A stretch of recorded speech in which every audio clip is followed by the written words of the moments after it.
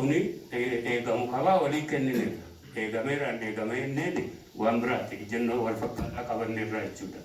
Sanarra dabalatee inni sadaffaa qabxii sadaffaan afaan Oromooti. Afaan Oromoo kun afaan federaalaa akka ta'u afaan Finfinnee keessatti mootummaan Finfinneettiin hojjetu akka ta'u inni kun immoo dafee furmaata akka argatu waliin qabsoofne isa kana jennoo wal fakkaataa fudhanneerra.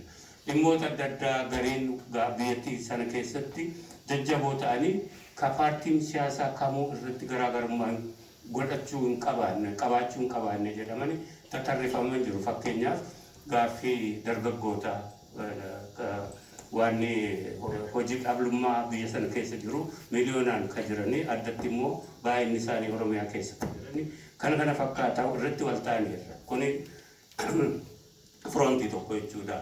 Akka malee ofii ijoollee dabalatee gaafatti ka lafa taa'amee jiru.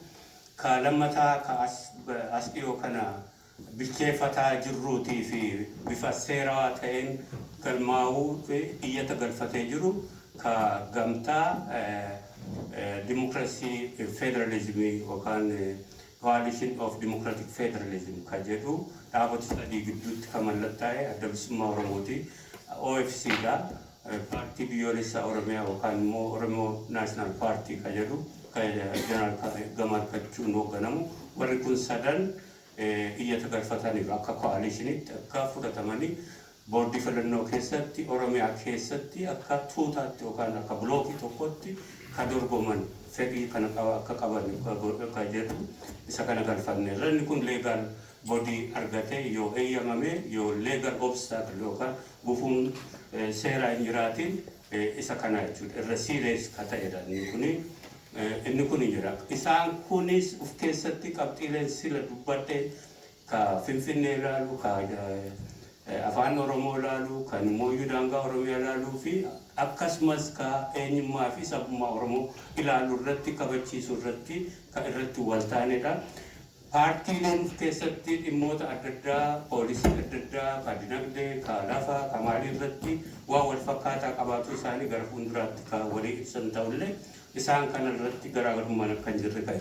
Kana yeroo jennee jennutti egaa uummatummaanuu akka uummataatti ka biyya keessa jirus ka ala jirus qabxiilee kana waliin difeend gochuu fi waliin harka wal qabatee tokkummaa isaatiin humna saba Oromoo fi Oromiyaa fi mirga Oromoo qabxiilee kana irratti fi dantaa akka sabummaatti mootummaa Oromiyaa irratti qabu kuni akka kabajamu ka jedhu. Maaliif kana kaafame maaliif kana irratti stress goota ati yoo jenne akkanu harkaa jirtanii karaa hundaatiif tokkoffaa amma naannoo Finfinneetti akkaataa Finfinneen lafti qircamaa jiruu fi daangaan Finfinnee dhiibbatamee ollaalee ka jiran magaalaalee ollaa Finfinnee jiran kana hunda cabsee dhaqee hanga shakkamee karaa Koyyeeffachee kana gara shonkoraa kanatti wal qabsiisuu fi dhiibbatamaa jiru karaa warra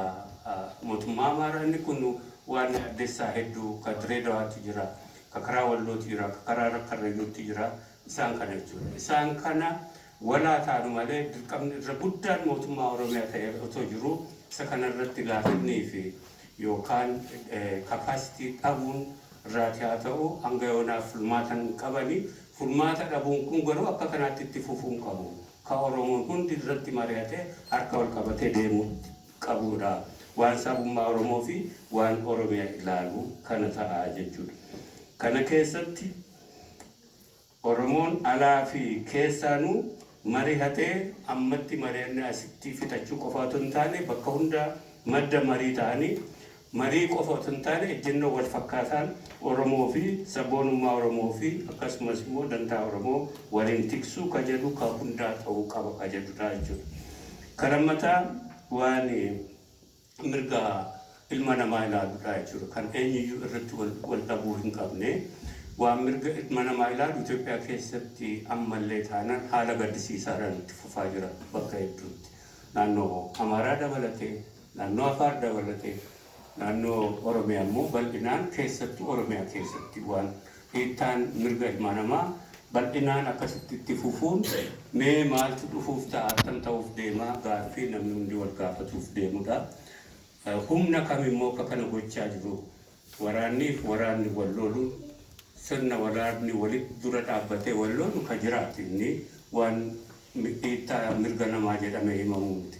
Garuu siviilii irratti immoo hidhaa akkasumas immoo ajjechaa bakka adda addaatti siviilii inni kuni naannoo command post qofa otoo hin taane bakkoota adda addaatti ka ta'u addatti immoo dargaggoota Oromoo ka University keessa jirani Oromiyaa keessas naannoo Amaaraas ka jirani inni kuni qabxii concern Oromoo bal'aa ta'eeti jira jechuudha.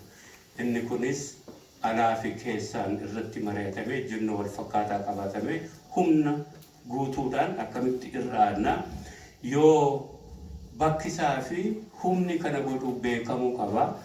Karaa keenya hedduu tattaafanneerra eenyu kana duuba ka jiru ka jedhu adda baasuu fi odeessa wal qabataadhaan mullee nu caalaa mootummaan odeessa qaba. Mootummaan immoo odeessa kana release godhaan jiru yookaan uummataafis banaa godheen jiru warra gaafan paartiilee poolitikaafis banaa godheen jiru akkasitti yoo itti fufee attam ta'amaree ka jedhu gaaffii guddaadha. Isa kana gaa waliinuu beeknee ka irratti waliin furmaata isaa fi waan isaa yookaan mootummaan gaafatama isaa bahu hanqatu immoo mana wayii barbaadame international intervention dhufee yoon dhaabiin akkasitti yoo itti fufame attam ta'a. Fakkeenya tokkicha kaan kenninu ka hundi keessan tarii social media irratti observe gootanii jirtu jennee amannu ka barattoota yuunivarsiitii ari'amanii jechuudha.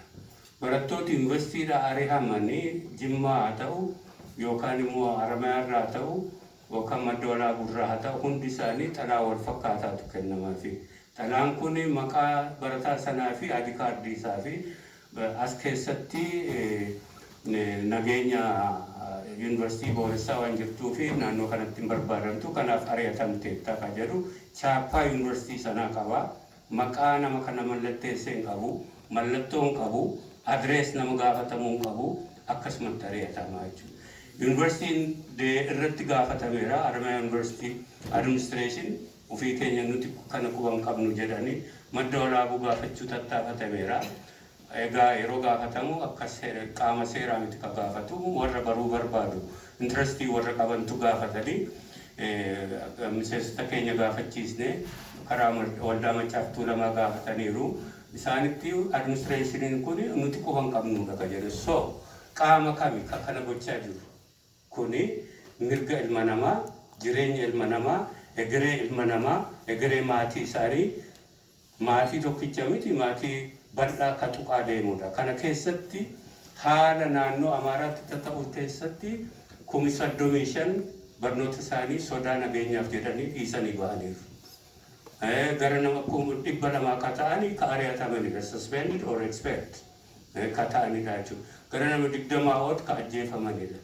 Kun immoo dhaabbataa hin jiru yeroo hundumaa daddabalaa jira. Erga kana ta'e akkamitti dhaabbata eessattis dhaabbata kuni ka jedhu. Kana qofa otoo hin taane namooti hidhaadhaan bakka hedduutti hidhamaa jiranii karaa bahaa akkasii kibba bahaa akkasii yookaan ji'a tokkoof hidhameeti bahaa yookaan ji'a lamaaf hidhameeti bahaa qaamni hidhu kuni ka seeraa fi sirnaawwaadhaan deemu miti kuni waggaa 27 akkas ture amma jijjiiramatu jira jedhamee wanti jijjiirame jiru akkasitti itti fufaa. Kanaaf gaaffiin mirga namaa ka ilaalu kuni ka Oromoota hunda tuquu fi maatii isaanii tuquu waan ta'eef mootummaan danda'amu kanatti daangaa gochuu dadhabamu immoo ammas falasaa akka sabaatti barbaadachuun uummata Oromoo irraati gaafata ka jedhudha jechuudha. Isa kana keessatti egaa ka dhimma ijoollee yuunivarsiitii ka kaaseera hunda caalaa ka ammatti hedduu nama yaaddessaa fi waan inni ta'ee jirudha. Inni kaan ka koalishinii san sinii tuttuqee ka filannootti darbaa ka koalishiniin kun ka ammatti ka gosa lama karaa adda bilisummaa Oromoo ka ijaaramaa jiru yookaan tumsa haa jennu yookaan immoo gamtaa haa jennu afaan Ingiliziitiin koalishiniidha ammatti biyya sana keessatti hariiroon paartiilee gidduu seera sadiitu tolfamuu danda'a. Akka seera boordii filannootti inni tokko merger walitti makamuu jechuudha. walitti makamuudhaaf akka seera biyya sanaatti paartiin lama yookaan sadii walitti makamate paartiin mataa isaatiin dura koongirees yookaan kora sabaa godhatee korri sabaa sun murteessuu qaba marji gochuu paartiilee kanaa. Kajedudha inni kun yeroo dheeraa fixaa warri marji gochuu barbaadan illee risoorsii hedduu fixaa haala filannoo deemnu kana keessatti kan yaadamu miti nu gidduutti front yookaan gimbaar sayyadat sana yookaan adda dhaabota gidduu ka jedhu inni kunis koongireesa dhaabota gochuu ka barbaadudha. Kanaaf inni salphaan ka koree hojii raawwachiistuun dhaabota hundaa murteessee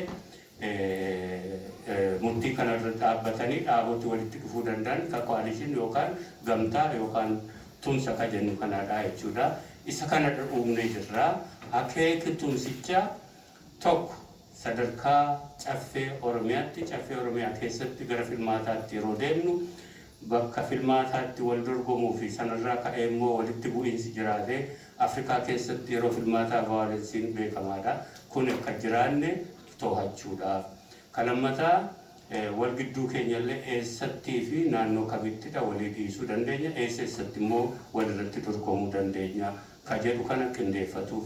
Sadaffaa immoo filmaatatti yeroo deemnuu fi filmaatichi yeroo ta'utti itti bahe filmaata kana sagaleen keenya akka sagalee tokkotti akka blookitti akka lakkaa'amuu fi mootummaa caffee Oromiyaa gamtaadhaan ijaarrachuu akka dandeenyutti bakka uummata Oromoo bu'ee uummata Oromoo bakka bu'oota isaa yeroo filatu saqaleessa akka facaanee fi mootummaa dhaabbatuudhaaf humna irree filmaataa yookaan sagalee filmaataa akka qabaatuuf kana akeeki keenya. Isa kana akkuma sila siniin jedhe adda bilisummaa Oromoo fi OFC fi paartii biyyoolessa Oromiyaa gidduutti mallatteeffamee galfameera. Waan hir'atee yoo jiraate boordii filannootti jalaan nu gaafata. Eeyyama isaa yoo arganne caffeetta bifa kanaan deemnaa jechuudha.